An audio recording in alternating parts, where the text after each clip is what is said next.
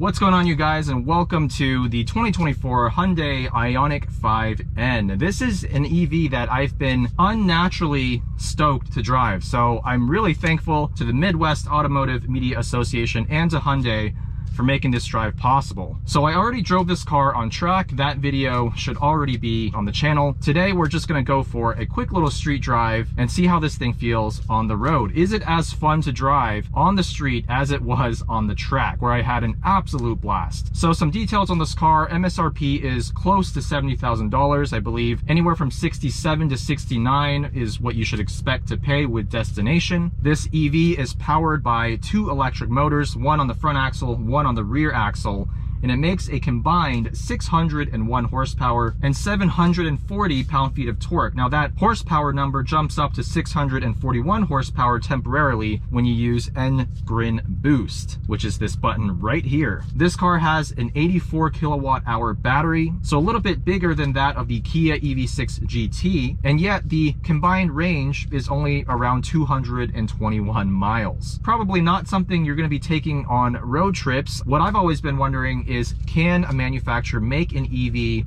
under $100,000 that can truly be as fun to drive as some of the best internal combustion engine sports cars or driver's cars out there? This thing weighs about 4,800 pounds, front strut suspension, multi-link rear. Impressions of the interior, I actually really like it. It feels like a special place to be, even for almost 70 grand. Some stitched leather, 2 screens across here, but they're not gaudy in my opinion. And look at that, a tachometer. That's right, this thing has fake engine sound and fake shifting with these paddle shifters. Column mounted shifter, and listen to that. It sounds like a little turbocharged 4-cylinder.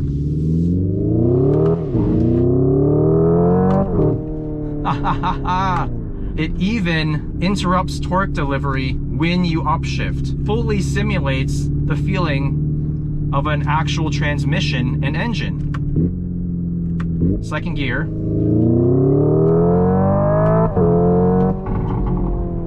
Even the seating position is great. I can get it really nice and low. The seats are very supportive for my back, although less so for my thighs. I just love driving this car in this mode. I kept it in this mode on track the entire time. We have everything set to Sport Plus. Now, if we actually do this, there are 3 different fake sounds you can choose from. This one is called Evolution. Don't think I love it. It's much more futuristic sounding.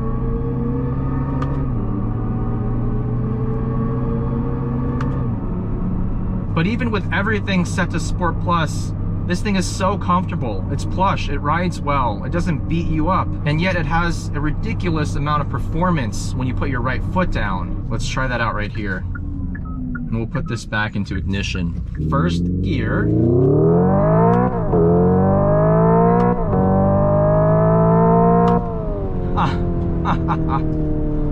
What in the world? I love it. This is so good. It's so good. It makes me feel like I'm driving an internal combustion engine car, but with the instant power delivery of a true dual motor EV. You get the best of both worlds. I mean, that's really the best way to sum it up. Look at that.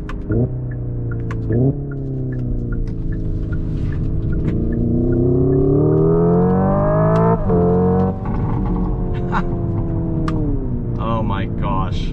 I'm in love with this IONIQ 5N. It's just as fun to drive on the street as it is on the track. Let me demonstrate the other engine sound option here. Supersonic. This is my least favorite.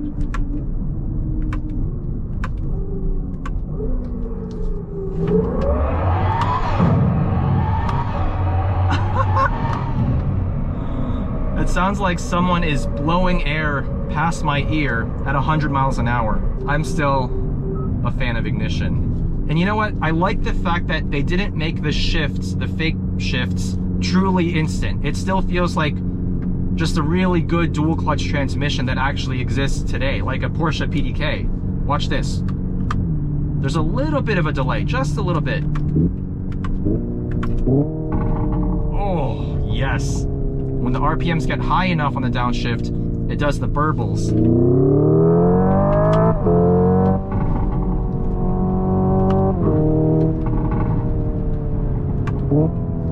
I love it. I absolutely love it. I can confidently say this is the first EV I've ever driven where I would love to own one.